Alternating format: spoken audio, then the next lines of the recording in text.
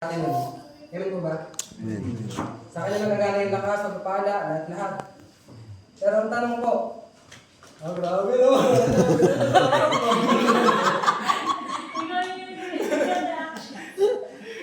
Tanong po, pabor lang po ba ang dahilan kaya tayo lumapit sa Panginoon? So tayo lang po makakasagot yan. Sa pagtanong, sino po ang nandito para magpasalamat? Amen. Magpasalamat kasi tinugon na yung mga dati nilang panalangin. Amen. So, na-bless po ako dun sa sinabi ni Ito Juliet dun sa DC namin na ano. Parang nahiya ako sa Panginoon kasi yung mga dati namin panalangin mag-asawa, tinugon ng Panginoon. Tapos, parang nawala pa yung ano, pray together. So, marami pong mga Kristyano na napabor lang po yung dahilan ng paglapit nila sa Panginoon. Tama po ba? Pero tinagon na yung mga panalangin nila, nakalimutan na po nila magpasalamat. Totoo po yung yung in Lucas 17, kung mabasahin po natin. 17:11 to 18. Ano ba?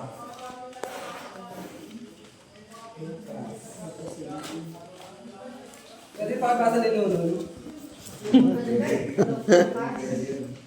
Lucas 17. 18. 11. Ay, 11. 11. 11 to 18. Takasan mo ah. 18 no?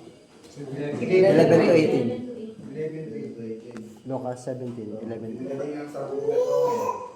11. Kapag lalakbay ni Jesus papuntang Jerusalem, nagdaan siya sa hangganan ng Samaria at Galilea. Nang papasok na siya sa isang nayon, sinalubong siya ng 10 ketongin. Tumigil ang mga ito at may kalayuan at sumigaw, Jesus, Panginoon, habang kayo sa amin. Pagkakita sa kanila, ay sinabi ni Jesus, lumakad na kayo at pagtingin ng mga pare, habang sila'y naglalakad, sila'y lahat ay bumalik at luminis. Nang mapuna ng isa, siya'y magaling na. Nagbalik siya at sumigaw ng papuri sa Diyos. Nagpatira pa siya sa pangalan ni Jesus at nagpasalamat. Ang taong ito ay isang Samaritano. Hindi ba 10 ang aking pinagaling at nilinis? Tanong ni Jesus. Nasaan ang siyam? Wala bang nagbalik upang magpuri sa Diyos kundi ang dayuhang ito? Amen. Amen. Sa buhay ng mundo. So, dito po sa Lucas 17, ito po yung nagpapatunay na hindi lahat ng binigyan ng pagod ng Panginoon bumalik at nagpasalamat. No? May mga kakilala po ba tayo ganito? Marami. Alam ko na may ako rin may mga kakilala rin ako dati na nakasama ko pa sa gawain. Maraming mga prayer requests. Unang-una yung trabaho. No? Grabe yung nila sa Panginoon na bigyan sila ng trabaho. Pero yun yung tinugon na ng Panginoon yung mga panalangin nila. Hindi naman lahat na tumalikod. Pero karamihan talaga nawala sa Panginoon. So ibig sabihin, hindi po pala tayo kabilang doon. Kasi andito po tayo lahat. Para, pasalamatan. Inaali na natin yung mga panalangin natin dati. Kaya, ito yung time na papasalamat na lang talaga. Puro pasalamat na lang. So, ayun lang po, intro lang po yun yung tungkol dun sa paghingi ng pabor. Ito po talaga yung topic natin. So, ano po ba ang dapat natin gawin bago tayo lumapit sa Panginoon? Kasi prayer, di ba? So, dapat po may requirements po ba bago tayo lumapit sa Panginoon? Meron ba? Kasi dati akala ko, wala. Diretso ka lang sa presensya ng Panginoon. Pero yun nga, bawat may natutunan ako sa Panginoon na dapat tayong gawin bago tayo lumapit sa presensya ng Panginoon. Alam niyo ba na may character sa Bible na nagpapakita ng tamang paglapit sa Panginoon? So, yun po yung pag-aaral natin ngayon. So, ang unang karakter po si Moises. Basahin po natin sa Exodus. Kilala niyo si Moises? Yung gumawa ng hapon. Moises. Ay, hindi pala. Kasi ano yung ma'am?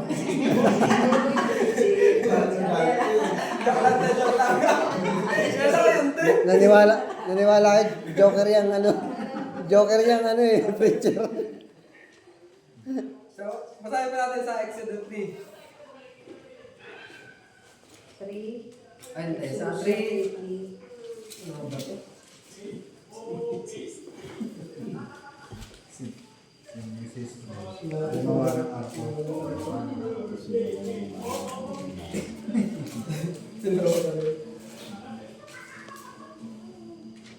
One hanggang ano po? Siguro hanggang ano lang.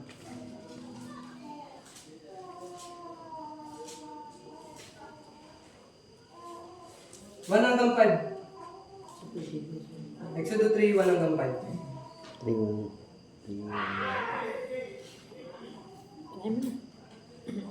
Okay, pakabasa po. Samantala, habang nagpapastol si Moises ng kawan ng biyanan niyang si Jethro na pari sa Midian, itinawid niya ang kawan sa gawing kanluran ng disyerto at nakarating siya sa Sinai, ang bundok ng Diyos. 2. Doon ang anghel ni Yahweh ay nagpakita sa kanya na parang apoy na nagbumula sa gitna ng isang mababang punong kahoy. Kitang-kita ni Moises na nagliliyab ang puno ngunit hindi ito nasusunog. Kaya nasabi niya sa kanyang sarili, nakakapagtaka naman ito. Titignan kong ang mabuti kung bakit hindi iyon natutunog ko yung nagliliyab. 4. Nang lalapit na si Moises, tinawag siya ni Yahweh buhat sa nagliliyab na punong kahoy. Moises, Moises, ano po iyon? Sagot niya. 5. Sinabi ng Diyos, huwag kang lumapit. Kubarin mo ang iyong sandalya sapagkat banal na lugar ang kinatatayuan mo. Amen. So sinabi po ng Panginoon doon na kay Moises na huwag kang lumapit. Hubarin mo muna ang tsinelas mo sapagkat banal ang lugar na ito. So ano po ba yung simbolo ng tsinelas? Bakit pinahubad sa kanya ng Panginoon? Marumi kasi. Marumi. Marumi ko, no? So ganun din po pala sa atin sa tuwing tayo ay lalapit sa Panginoon. Dapat nating hubarin yung mga karumihan sa puso natin sapagkat banal ang presensya ng Panginoon. Amen. Amen po ba? Amen. So ano po yung mga halimbawa ng karumihan sa puso natin? Una-una dito, kasalanan. So baka po may tinatago po tayong kasalanan. Baka may naninigarilyo pa dito. Ha? Nagagdas na. O baka may nagiinom pa. Wala na? Okay lang ba? Yan, kasalanan. Baka po may tinatago po tayong kasalanan. Hindi po tayo makakalapit sa presensya ng Panginoon kapag tayo ay may tinatago pang kasalanan. Hindi po natin yan may tinatago sa Panginoon. Dapat po natin yan isuko, kubarin at iwanan. Tulad ng ginawa ni Moises, no? Tinanggal niya pinatanggal sa kanya ng Panginoon yung tsinelas kasi yun yung nagsimulo ng kasalanan. So ano pa po? Galit. Galit pa na, no? Baka may galit pa dito. Mababati lang.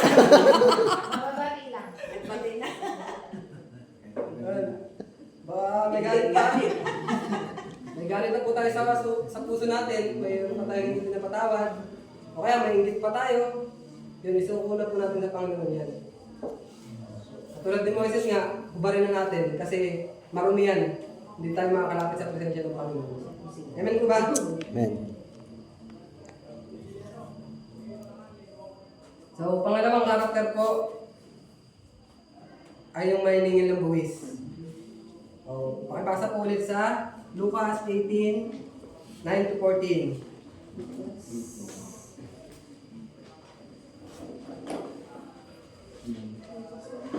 Lucas 18, 9-14.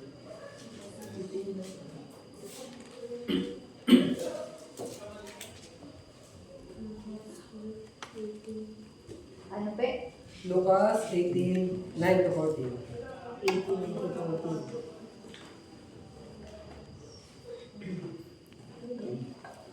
Ang talinhaga ng Pariseo at ng maniningil ng buwis. Sinabi rin niya ang talinhagang ito sa mga taong mababa ang tingin sa iba at nag-aakalang sila'y matuwid. May dalawang lalaking pumasok sa templo upang manalangin. Ang isa ay Pariseo at ang isa ay maniningil ng buwis. Tumayo ang Pariseo at nanalangin ng ganito tungkol sa kanyang sarili. O Diyos, nagpapasalamat ako sa iyo sapagkat hindi ako katulad ng iba ng mga magnanakaw, mandaraya, mga lunya, o kaya'y katulad ng maniningil ng buwis na ito. Hanggang 14. Hanggang 14 ba? Hanggang 14. Hanggang 2 14. beses akong nag-aayuno sa loob ng sanlinggo at nagbibigay rin ako ng 10 bahagi mula sa lahat ng aking kinikita. Samantala, ang maniningil ng buwis na may nakatayo sa malayo at di man lamang makatingin sa langit, dinadagukan niya ang kanyang dibdib at sinasabi, O Diyos, mahabag po kayo sa akin na isang makasalanan. Sinasabi ko sa inyo, ang lalaking ito'y umuwing pinatawad sa kanyang mga kasalanan, ngunit ang una ay hindi, sapagkat ang sinumang nagmamataas ay ibababa at ang nagpapakumbaba ay itataas. Humbleness. So, dapat po pala humble tayo sa harapan ng Panginoon. Yung una po, karumihan. Kubarin yung karumihan. Itong pangalawa po, humbleness. So, ano po napansin nyo dun sa Pariseo?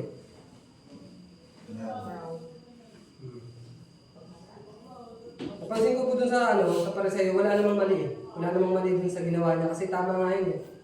Hindi magnanakaw. Hindi siya mandaraya. Hindi nangangalun niya. 2 beses pa siya nag-ayuno sa isang linggo. Magbibigay pa ng ikapo. Tama po, di ba? Pero ano yung mali? Nagmamataas. Yun, yung mapagmataas. No? Doon naman po sa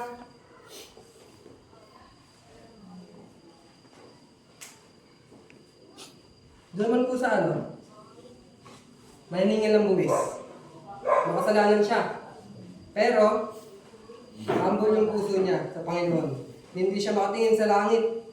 No? Dinadaluan niya yung dibdib niya kapag inaamin niya sa sarili niya na makasalanan siya. Pero sabi ng Panginoon, ang maniningil ng buwis ay mong matuwid sa harapan ng Panginoon at hindi ang Pariseo. So, ganun po pala importante yung humbleness sa harapan ng Panginoon. Amen. No? So, ibig sabihin, kahit gaano pala kabuti yung mga nagawa natin, bali wala.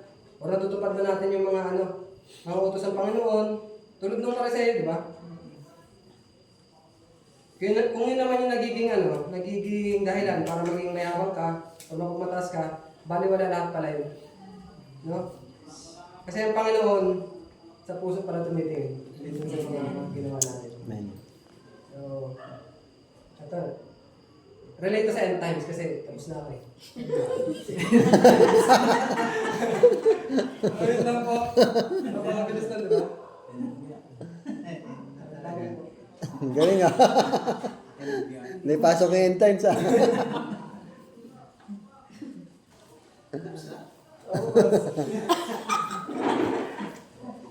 Pwede pa na paso eh.